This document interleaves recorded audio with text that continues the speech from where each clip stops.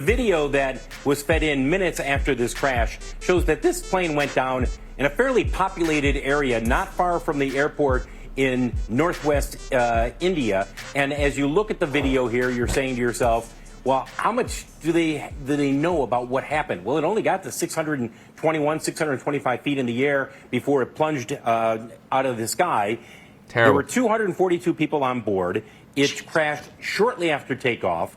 Now the focus is going to be, okay, did anybody survive? And if there's no survivors, the recovery of victims. That's the focus right now and will be likely for the next 24 hours or so. The NTSB and the FAA are likely to help with the investigation. Here's how it goes. When there is a crash in a country, that country leads the investigation, but almost always they will ask the FAA or the NTSB to assist with the investigation. NTSB would be the lead investigator there. The FAA would provide technical expertise.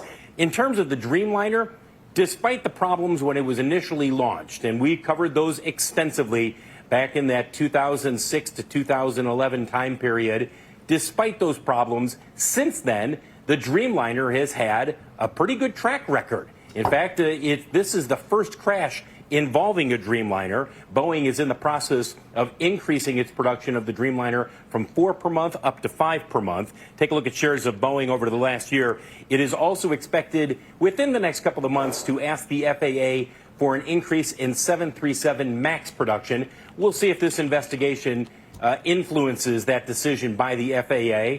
And then finally, take a look at shares of General Electric. GE Aerospace, I should say. The Gen X engine has a strong reliability record. And when you talk with people within the industry... Okay, I'm going to jump in on this. So let's talk about this.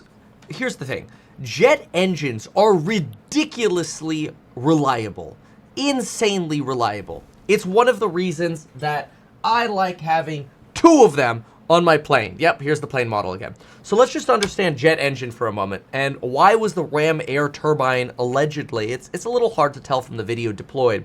And what the heck even is that? So first of all, jet engines compared to propeller planes.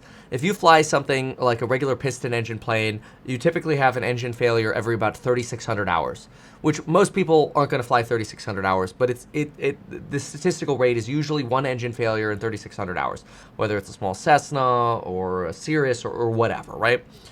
So single engine prop plane, 1 every 3,600 hours. For a turbine engine, a jet engine, the failure rate for one of them is typically 100x fewer failure rates. So you're looking at about 1 failure every over 330,000 hours. When you then combine a second engine into the statistics, the odds of really a dual engine failure are frankly extremely low.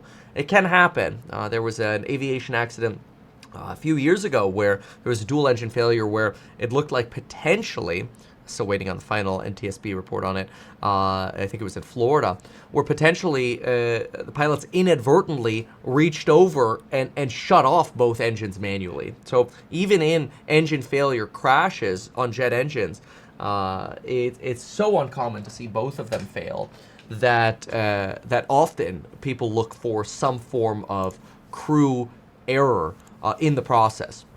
Now, we'll look at the video in just a moment here of the actual oopsie-doopsies, which is terrible. But it's also worth remembering that this is the first time that a Boeing Dreamliner, a 787-8, has had this form of an accident. And it's terrible. Here's the Wall Street Journal edit together of the clips. Take a look at this.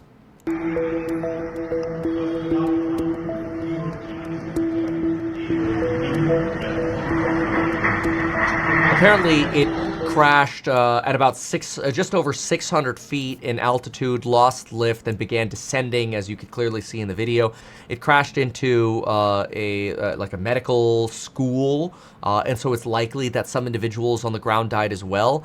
I did see a note from the Reuters newswire that potentially they have 1 survivor from the flight and potentially 1 more.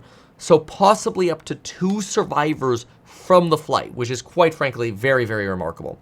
But there are a few things going on here that are somewhat concerning. First of all, this is a hot day. So let's pull up the temperature quickly. But we're not at a very high altitude. This airport where they took off in India is about 192 feet off the ground. So we're not at like, you know, an Aspen takeoff where we're at an extremely high density altitude in terms of actual altitude. The problem is the temperature right now is, you know, your average temperature in June is a high of 101. And your weather right now, I believe, is also 101. Let me see. Let's grab weather. 99 degrees at the moment. And then, of course, it is, we're in the later hours of the day now in India. So we're looking at earlier today, we had temperatures in excess of 100 to 102 degrees. This is going to limit some of the performance of a Boeing 787. 282 passengers, you're also knocking on, you know, a relatively loaded, well-loaded plane. So you've got a heavy plane. You've got potentially a full fuel plane here as we're making our way to London, was the destination for this. So 787-8 max takeoff weights usually around 560,000 pounds. They operate empty at about 285,000 pounds. And they generally fill up with fuel of about 223,000 pounds. With 200 passengers, you know, assuming some luggage at 200 pounds per person, maybe 225, you're easily adding about 50,000 pounds of payload here. So you're pretty dang close to your max takeoff weight. We're not going to have, I mean, you know, flight manifests will show us the exact weight calculations and performance takeoff calculations here. But one of the things to remember in this aircraft is you've got a heavy plane taking off on a hot day. It's already hard to get lift. So you're up against challenges which would require you to generally have flaps deployed and the gear up as soon as possible. In this clip right here, it looks like we have a few problems. The gear is down. Big problem. The flaps are up. That's very likely a problem at this point. I mean, they could have just removed them when they got to 600 feet, but usually you're going to put the flaps up at 1,000 feet. We'll talk about that in just a moment. And then some folks are pointing out that the ram air turbine may have been deployed. Now, the ram air turbine could be deployed for two different reasons: engine failure or an electrical failure. Talk about that in just a moment. First, I want to tell you what I know about flying a smaller plane, significantly smaller plane. But when I take off on a smaller plane, we actually have video of it, so I'll pull up a video of it. When I take off on a smaller plane, they're very, very different from taking off like a jet. A jet is very different from taking off on in a prop plane. When I used to learn multi-engine on prop planes, we actually surprisingly, there was, at least from the trainers that I learned from, and I didn't spend a lot of time in multi-engine prop planes, but there was quite a bit of a lag time in how quickly you would pull up your gear. In a jet, almost the second you get a positive rate of climb, which is typically when you feel like you're at about 50 feet, gear up. It's almost the first thing you want to do in a jet. In my training, in jet training, I was blown away because I remember in my training, I'm still a relatively newer pilot, but I actually think that provides a new perspective because it kind of gives you some insight into, you know, what's it like in training, right? In training, I remember just regularly getting yelled at, like, gear up, let's go, get the gear up. And I was like, oh my gosh, I gotta get the gear up so freaking fast. Like, I feel like I'm still on the ground and they're yelling at me to get the gear up. And so I think it gives an interesting perspective. Here's an example.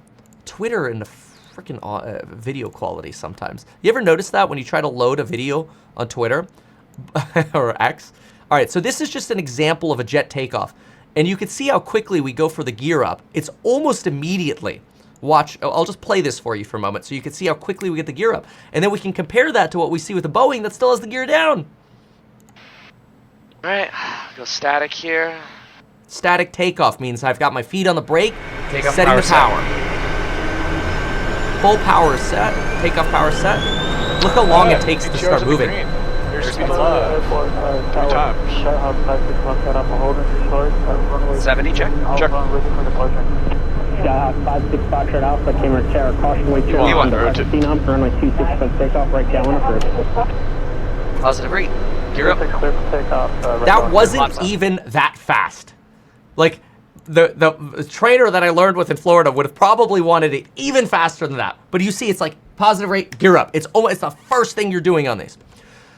So, you know, there's talk that the pilot flying this plane had, you know, many thousands of hours of experience. And so seeing the Boeing with the gear down at this moment is very odd because the gear is a substantial source of drag. If I want to, in training, emergency descend a jet, so let's say we have a rapid depressurization at 40,000 feet or whatever, one of the emergency procedures is drop the gear. Now, you can only drop the gear on this jet at 250 knots or below, but you drop the gear because that gear slows you down so fast, you could basically point the plane down and spiral down in an emergency descent, and it helps you from overspeeding the airframe of the aircraft because the gear creates so much drag. It also gives you some more stability. It's like a boat kind of keel, if you will. But the point is, the gear creates a ridiculous amount of drag. So for people not in aviation, seeing the gear down here is insane. And I doubt any pilot would have purposely left that gear down because this is going to be a 2-pilot crew, and there's no way in hell they forgot to put that gear up, in my opinion. It's so rare to not see the gear go up because it is the very first thing you do because it's so dang heavy. Now, does it happen on go-arounds, like emergency go-arounds? Totally. But because the Ram air turbine was deployed, as at least what you're seeing some, you know, folks talk about, especially on like Aviation Reddit or whatever, what you find, let's see here, if I can find it again. Yeah, here's the India flight. I'll click around here. There's a high-res video here somewhere of this. But people are talking about the Ram air turbine being deployed. Yeah, here it is. Edit 2. You can actually even see the Ram air turbine spinning on the video if you pause and zoom in at the end. So they uploaded an image here. You see that here. It's very, very grainy. It's hard for me to tell exactly, you know, what's going on. It's likely that's what's going on. That could happen in a power failure. Now, in a power failure, you could get the gear down manually, potentially, and just drop it down. Or in the Boeings, it's a little harder. You know, it could take a few minutes to sort of manually pump it down. But if they had a power failure on takeoff, it's possible they couldn't get the gear up because a lot of the hydraulic pumps that move the gear up in aircraft and jet engines, even though the engines might operate the hydraulic pumps, the hydraulic pumps are electronically actuated. So it is possible that there was some kind of catastrophic electrical failure here. This is why a lot of people will say things like, oh, Kevin, you know, AI is going to replace pilots in the future. I personally don't think so, because if you have an electrical failure, you need somebody who could still fly the plane. Unfortunately, this is probably the worst condition to have an electrical failure. Now, we don't know that's what caused this accident, but the reason it's possible, or at least, you know, something I am suspicious of, is because this aircraft has its gear down, its flap isn't set, which then makes you wonder, was there some kind of error where they thought they had the flap set and it wasn't actually set and the electrical sensors weren't working? Why was that failure not caught in their takeoff configuration? You know, before we go to take off, we press this little button that says takeoff, okay. Not every aircraft has this. I'm used to the Embraer. And if my flap isn't set for takeoff, it'll say, no takeoff, flaps is usually the error we would get. Is it possible that there was some kind of sensor failure? Maybe. But if they were able to take off Did the electrical failure happen after they retracted the flaps? But why did they retract the flaps this early? Because you could see the plane struggling to gain lift here. And really, you're almost in a stall condition here. Usually when we think of stall, we think of plane nose down, but there's no lift here. The plane's heavy. It's ram air turbines deployed, which signifies either electrical or engine failure. We are heavy. We're hot. We're probably full of fuel, which is obviously terrible for the, the impact as well, because it just creates this disgusting, fireball of an explosion. But that's just the way it is. The fuel's carried in the wings, and those are like the first things that break off. So, the true answer here is we have no freaking idea. But this is very odd, because this was, as far as we can tell, a straight out takeoff. There had to have been some kind of catastrophic error here, because it doesn't look like, here's actually a little bit of a longer clip. Here, you could see they're leveled out, almost leveled out. So when this video starts, you don't actually even see them climbing much at all. They fail to climb as soon as they're at, 500 feet or so, which is devastating. The most dangerous portions of aviation, takeoff and landing. And this is the first 787 crash. And once again, it's Boeing, which what makes me most concerned about Boeing, is I think we touched on it, but just in case we didn't, President Trump's Justice Department has agreed to let Boeing out of a criminal trial and guilty pleas surrounding two 737 MAX 8 crashes. That's different from the 787 Dreamliner. The DOJ in a court filing Friday said it had struck an agreement in principle for Boeing to avoid prosecution, meaning it won't have to go to trial next month and can avoid being branded a corporate felon. Why were they going to trial anyway? Boeing had previously reached a criminal guilty plea in 2024 under the Biden DOJ, admitting that its workers conspired to defraud aviation regulators before the crashes that killed 346 people in 2018 and 2019. And that had to do with the trim override for the pitch controls on the aircraft. And the training, at least from my memory on this, the training was very lax for, I think these were the Ethiopian crashes, for the pilots in how to override a failure of the pitch control, which led to the rapid oscillations and the eventual, stall and plummet out of the sky for these aircraft. Absolutely terrifying crashes. And terrible. And now there's talk, as part of this guilty plea that, Boeing had actually conspired against regulators. And, this is why there's so much concern around this whole, anti-regulation movement, because there's a lot of talk around the Trump administration looking for less regulation. It's what Elon's been a proponent of as well. And there's concern that could less regulation contribute to things like this, especially at companies like Boeing. But here you get a little bit more of a longer look into this just lack of lift, essentially. And this pull up here is almost just a reaction in the moment of, oh my gosh, we're going to hit something if we don't pull up here. And you can just see the plane sink, which is very, very common to sink like that when your gear is down, especially in a non-configured setup. Because if you have flaps deployed, you get more lift. When we come into land, I usually land full flaps. I could land flaps 3 or I could land flaps 4. I'm generally full flaps deployed unless I have an engine out. Then I'm flaps 3, or if I'm going super low IFR. But there don't appear to be any flaps here. So your lift is miserable in a high heat environment where your engine performance is already bad. And if you potentially are heavy and you had an electrical failure that didn't let you bring the gear up, and you had a flap failure, that could be what happened here. Now, it's speculation. Obviously, we won't know until the NTSB is involved, and it's absolutely terrible to see what happened here. But there's a comment here that many medical students died too, number unconfirmed. Absolutely terrible. Boeing whistleblower who committed suicide warned of a lack of Q&A or quality assurance on these 787s just 2 months ago. Coincidence? There have been, remember the guy, the whistleblower who got shot in the pickup truck? He's sitting in his pickup truck, somebody just walks up and shoots him. You gotta be careful talking bad about Boeing. Terrible. Absolutely terrible. Somebody else is linking the full clip here. Okay, we'll go ahead and pull that up. Thank you, by the way, for can you provide some positive stats on air travel? Kind of scared to hop in a plane.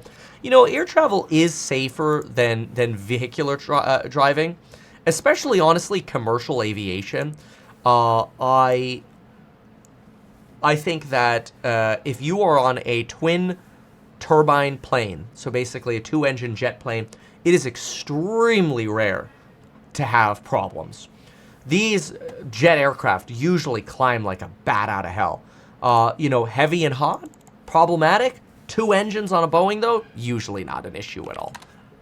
So this is very rare. The engines that we actually have on this puppy are oversized, which is actually pretty common for a business jet to oversize the engines. We can climb very well on 1 engine. Kind of crazy.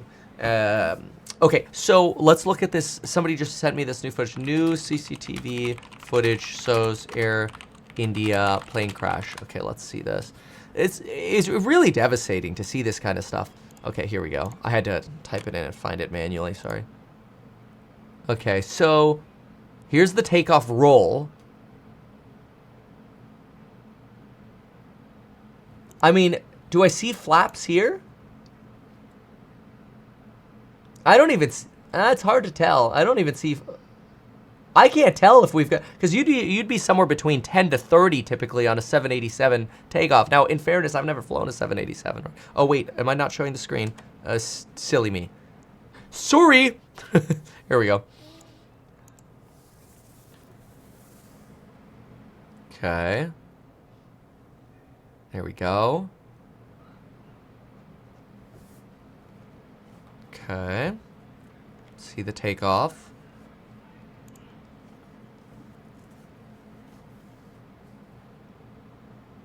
It's relatively nose high already, in my opinion. On a hot day like this, that's quite a hell of a pitchback. Where's the gear up, bro?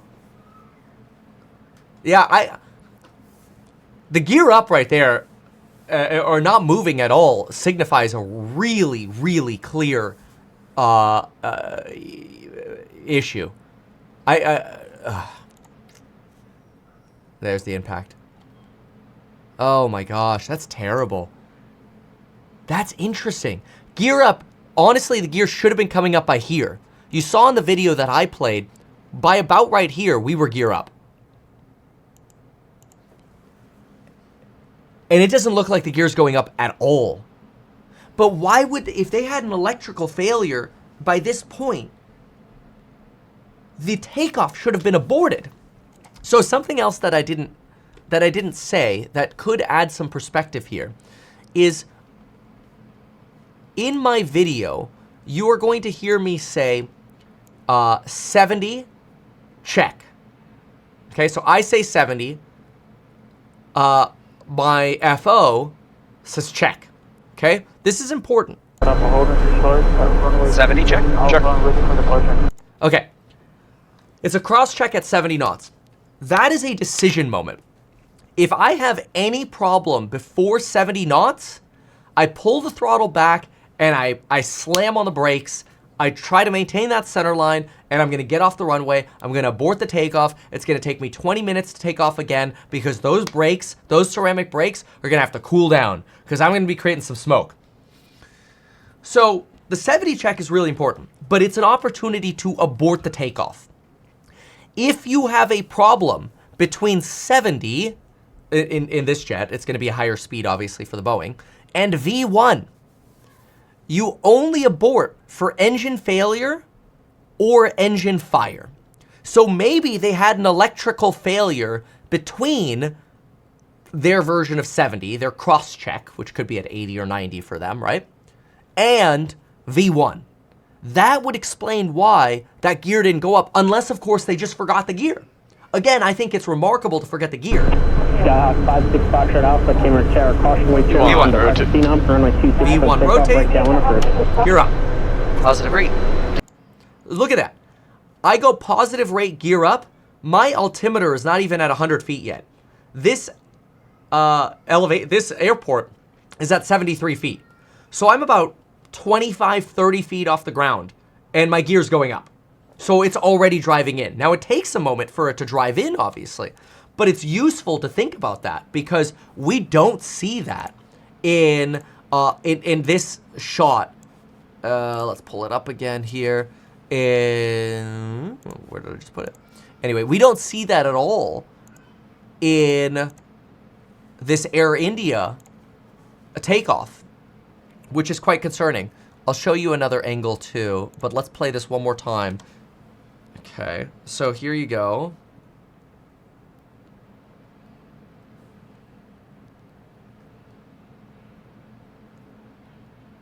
Okay, here comes V1. This would be rotate. There you go. The nose is up. And lift off. Gear fully deployed the entire time. And it's very hard to tell if the ram air turbine is out yet at this point.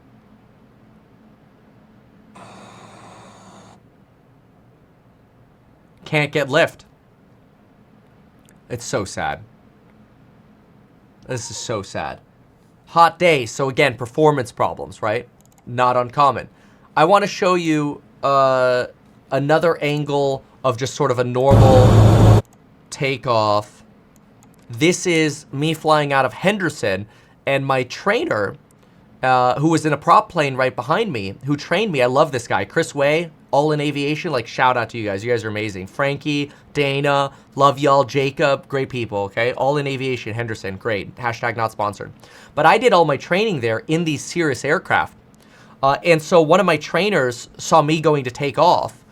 And you'll see, you know, in our takeoff roll, how quickly we go for that gear, although the clip ends pretty much right when it starts. But there's our takeoff roll, and gear's already going up. You see it kind of collapsing in right there? There's only another, like, second of the video there. But that gear's already going up, and we're, what, 20 feet off the ground. So I can't stress enough how important it is to get that freaking gear up ASAP, ASAP, ASAP. That's what I learned in my training. That's what I learned. That's what I do in practice. And to see this not happening on this Boeing, I'm very hard pressed to believe that the pilots forgot the gear.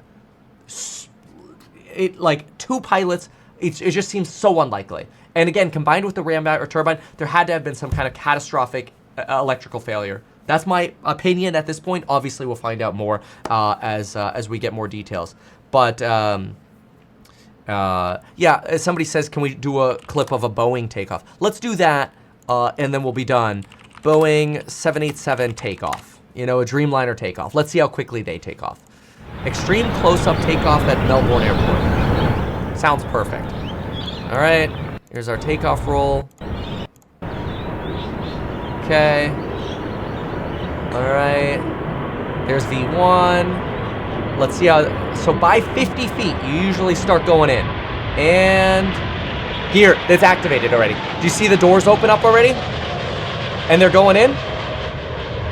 So it takes a moment, but those doors, so in other words, they activated the switch very quickly. Look right here. See these doors right here? Look how quickly they're activating the gear up. It's a great suggestion, by the way, in the comment, by the way. Thank you for saying that. Look at this. They're 10 feet off the ground, and those gears start opening, the gear doors start opening up. Watch this. My gear doors stay open.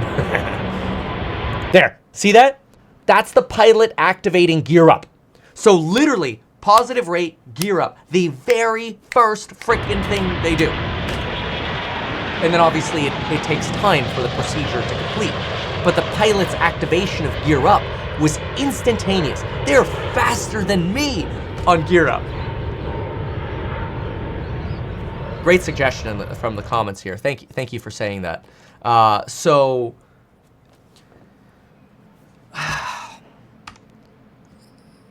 it's very, very sad. Very, very sad. And maybe the gear of the plane was stuck. It's possible. Again, would you get ram air turbine coming down? Maybe the ram air turbine wasn't down, right? But if the RAT was down, you'll see that written as RAT, then it was likely electrical related. And so even with the thrust of the two engines, in this heat at max load, you could have had trouble climbing. Very sad. Usually, by the way, when we have climb performance issues, you lower your angle of attack substantially. So when I go to climb out of a hot airport, like let's say Harry Reid, I'm climbing at a substantially lower pitch because I'm hot and heavy potentially. This looks like a pretty decent pitch, honestly. You know, I don't know that you need to climb at that heavy of a pitch, especially if you can't get the gear up. So there could have been an issue here where there was a little bit of panic where, you know, the gear wasn't going up and they decided, and they didn't level off a little bit earlier. There, they're trying to pitch down a little bit. You can actually see them adjust their pitch here. So the gear's still out. I believe that's what I'm seeing here. You can see the pitch angle changes right about there as they start pitching the nose down a little bit. I think they realize they pulled back a little too much. The problem is now they're already sinking. Sink rate. Oh, it's devastating. I don't even want to watch it again. It's so sad. It's so sad.